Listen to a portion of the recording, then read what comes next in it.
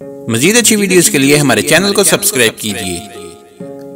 America के एक medical अदारे ने तहकीक की है कि नमाज की अदायगी से क्या फ़वाइद और नुकसानात हो सकते हैं। इस तहकीक के दौरान इंकशाफात मंजर आम पर आए हैं। इस अदारे की रिपोर्ट में बताया गया है कि नमाज एक मुकम्मल जिस्मानी वर्जिश है जो बहुत सारी बीमारियों का इलाज है, जबकि नमाज से पहले वजू करना भी ब्लड प्रेशर और जिल्द की बीमारियों समेत बहुत सारी बीमारियों से बचा जा सकता है।